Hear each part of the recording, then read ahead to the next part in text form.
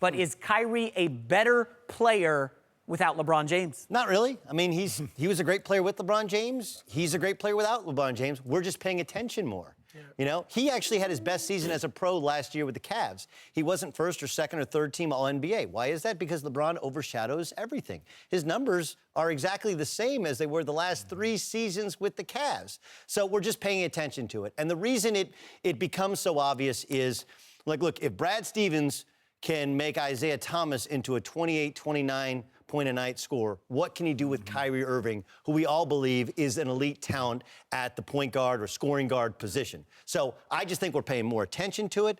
I think that he's in the headline role, but he's the same player that he was last year. Maybe slightly better because he's rounding into his prime, but this is who he's been. Nah, Doug, I got to say, I think he's become a better player without LeBron.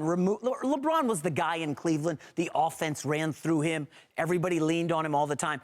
Here's what I love about Kyrie Irving. He goes to a team, like you said, Brad Stevens, 4 new starters.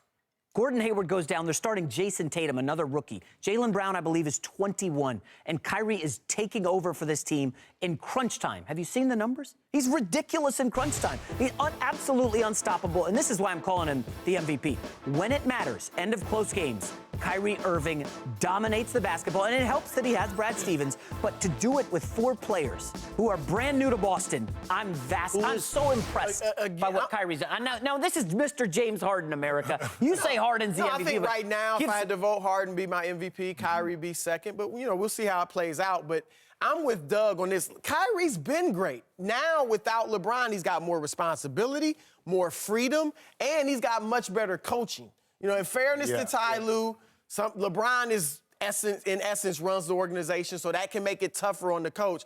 But Brad Stevens is a much better coach. I think that's why Kyrie's playing better defense. But to your point, his numbers are worse than they were last year. They are. He's averaging 5.3 assists. Like, I know Kyrie wanted to show I'm a real point guard and I can be like John Wall giving out 9, 10 assists. He's not doing that. Jim, take him off the numbers. Here's the reason. Let's look at it like this. Is he better? He's more mature. Yes. He's a much more mature player, a seasoned point guard. He's not going to get the assist because he doesn't have the shooters around him like he had in Cleveland. In regards he's to really, never been a high assist guy. He's not. But if you surround him a little bit more with some guys that can really knock down jump shots, those assists inch up maybe 1 or 2 more. My thing, too, is when I look at this Boston team, it really reminds me of Golden State from this perspective, is that the way they share the basketball in regards to the ball moves, they respect each other. They play hard for each other. Brad Stevens, when need to be, tweaks certain situations in order for them to win basketball games. So they play hard, they play fun, they play defense, and now you got a catalyst who's more mature and he's more comfortable in his space right now where he's at. I don't actually think he plays particularly good defense. It's just made less obvious. It's a team defense. Because Steph doesn't either. Steph doesn't either. And I think Kyrie's been better defensively. Certainly. He's among the league leaders in steals. But people in the NBA were like, look, you can still go at him. And the reason they move the ball, it's the difference in system, right? They're playing more of a 2017 system, and at the end of every shot clock, end of every game, you'll see Kyrie Irving. Why is he always being guarded by the center? That's the design of the ball movement and of what Brad wants. That's different than the ISO ball that LeBron wants to play, that Cleveland has to play because that's how LeBron always wants to play. Jim made a great point with Steph Curry. Remember, under Mark Jackson, Curry, very good point guard, good shooter. What happened when Steve Kerr took over? But becomes an MVP. Also ISO basketball. Jason, did the Clippers make a mistake by bringing back Doc? Certainly. Doc, without question. I mean, we bashed him a lot last year. Listen, Doc Rivers, nice guy, won with a loaded team in Boston. He has not got it done in the postseason with the Clippers, and I don't think he's getting it done now. I think you're looking at a situation in L.A. where they're going to be getting rid of Doc Rivers as well as DeAndre Jordan. It's time to blow it up. They tried to rebuild on the fly, Doug, right? Losing Chris Paul. Hey, let's bring in Gallinari. They gave up a first-round pick for Gallinari. He's already hurt. We know his history coming in. I just feel like Doc Rivers' time, he had a good run, but I think it's over in LA. There's 2 things that can happen when you coach your son. You can get divorced or you can get fired. And I think he's not getting divorced. I think he's going to get fired. But the elephant in the room here is, hey, all these people in L.A. that want to chase Chris Paul out of town. You know, Chris Paul's too hard than the other guys. Chris Paul dominates the basketball. Chris Paul this. Chris Paul, that dude can play. And he makes everybody around them better.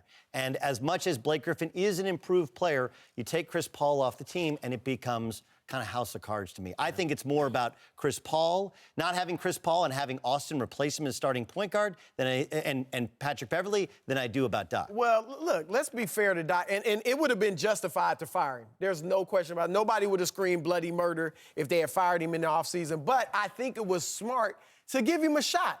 The narrative around the league, while you heard rumblings about his coaching, it was mainly he's a bad front office guy. Yeah. The moves he's made are terrible. So you strip those duties of him and let him do what he supposedly does best, coach. But here's the thing.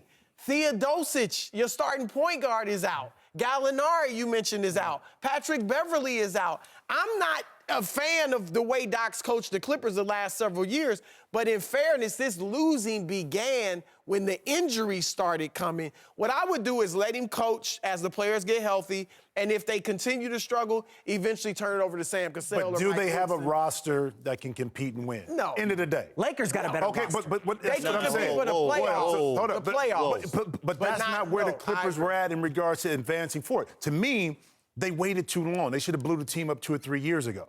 Okay, they've been a different process. 2 or 3 years ago. Yeah. Yes. They were still considered a contender 2 or 3 Let me tell you something. When Golden State started to take over, the Clippers needed to make moves to keep up with They them. were never healthy. We don't really know. And that's And why I remember, said they you were- had to start to prep and prepare to make the move. I don't think they made the right decisions in regards to personnel to really stay at a high level. And they come back when you lose a Chris Paul, and everything goes downhill, that means you weren't prepared for his exit. They also didn't have the benefit of Steph Curry's reasonable contract to get 4 superstars. They only had 3 when they got DeAndre Decision Jordan making. back.